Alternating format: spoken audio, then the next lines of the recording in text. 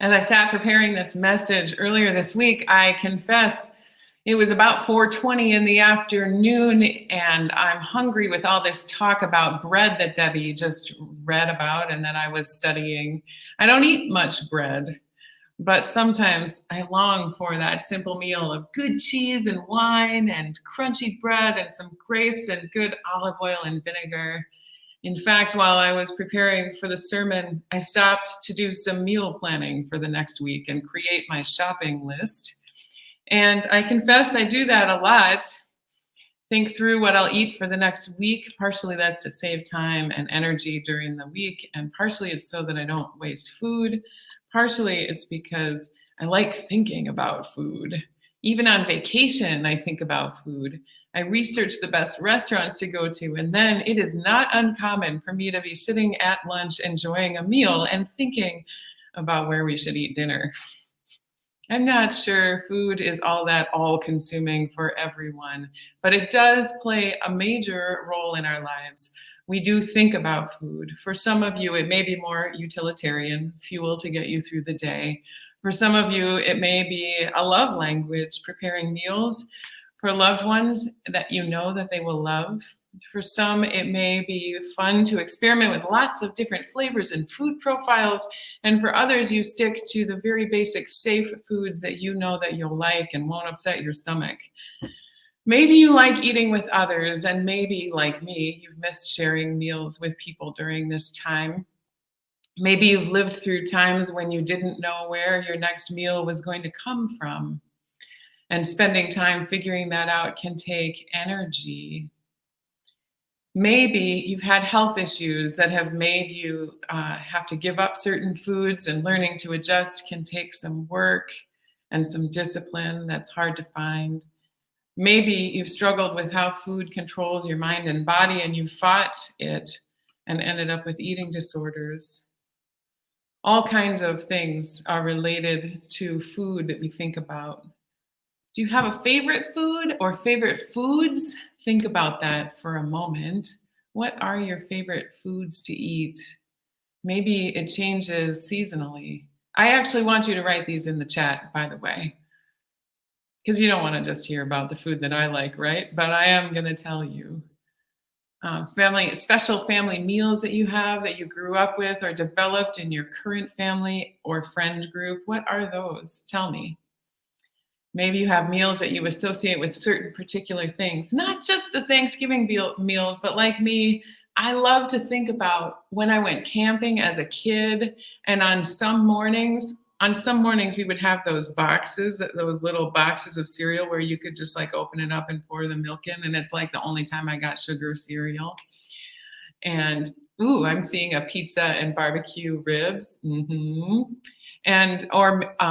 Anyway, but on the special mornings when I was camping, they'd get the Coleman stove out, and we'd have the bacon and then the pancakes fried in the bacon grease and the hot cocoa over the fire.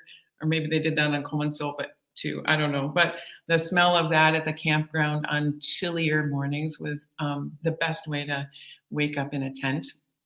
And I love thinking about my friend Donna and how she is always serving Jarlsberg cheese along with some crackers and Pinot Noir around 5 o'clock out in California. My parents are simpler with their Colby Jack cheese or farmer's cheese and boxed wine, but I love that daily ritual too.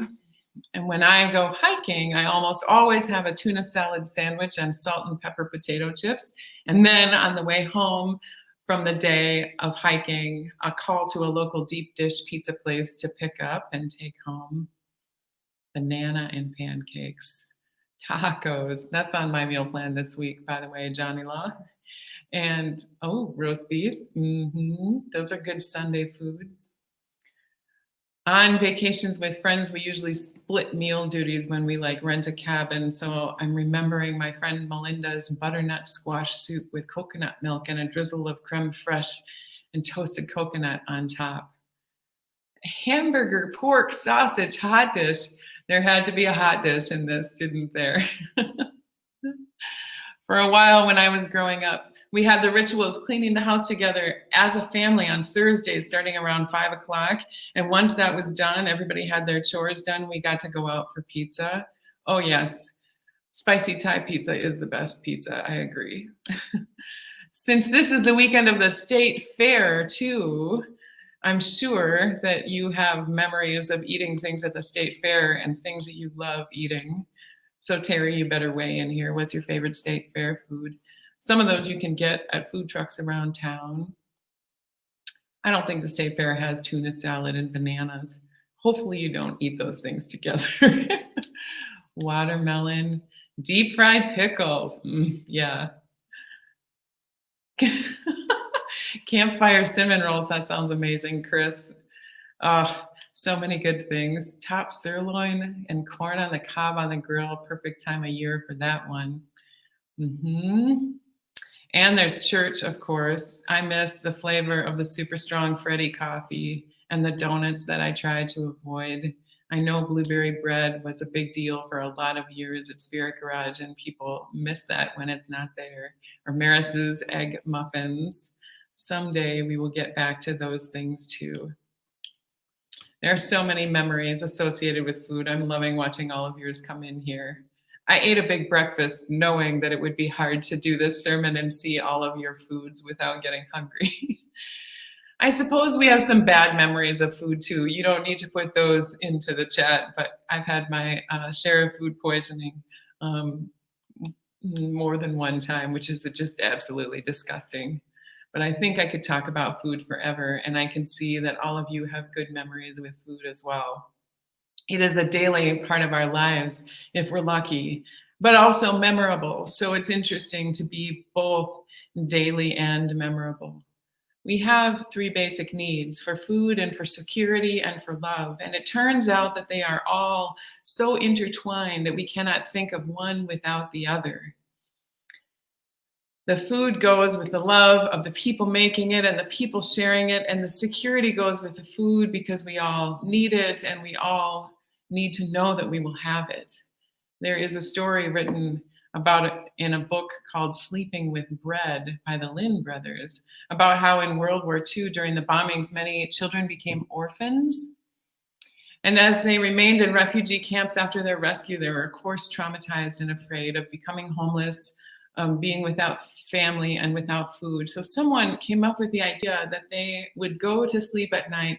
They would give the children pieces of bread or little loaves of bread to hold as they would go to sleep. They slept more peacefully because of holding their bread. And it reminded them that today I ate and I will eat again tomorrow. I don't know. I'm thinking about mice a lot these days because it's the season where it's time to prepare your house or wherever you live to not have mice in it when it gets colder. And I'm thinking if you slept with bread, you might end up with mice too.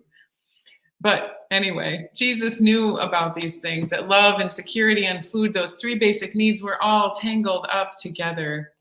He also loved to eat. He was accused of being a glutton and a drunkard and eating with all the people he had no business eating with: tax collectors and sex workers and other kinds of sinners, but those are the two they like to mention the most for some reason. And feeding the 5,000 is one of the things that we heard about a couple of weeks ago. You know the story of the roasting fish over a fire for breakfast on the beach, of breaking bread with those folks on the road to Emmaus. He knows the ways that the hungers of the body and the hungers of the soul intertwine, how both are present when it comes to food. When he wants to convey the essence of who he really is in word and in action, Jesus uses food, bread, and wine. In his hands, food is more than food. It becomes love. It becomes grace.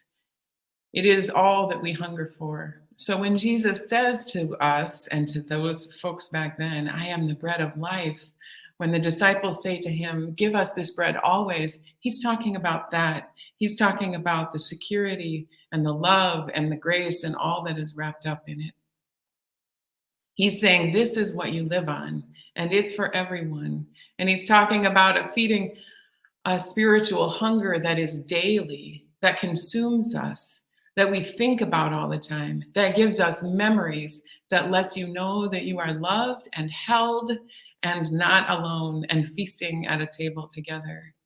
And in calling himself the bread of life, not using some other metaphor of a bigger feast, of those fancy meals we save for once a year or once in a lifetime, Jesus is identifying with basic daily food, with sustenance. To speak of God as bread is to speak of daily need.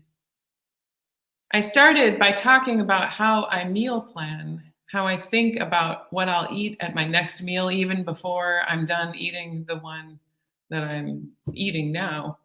Can God be as important to us as our next meal? Can we relate to God in that way, with a hunger for what is next, with a way of eating that also satiates our need for security and for connection to each other and to God?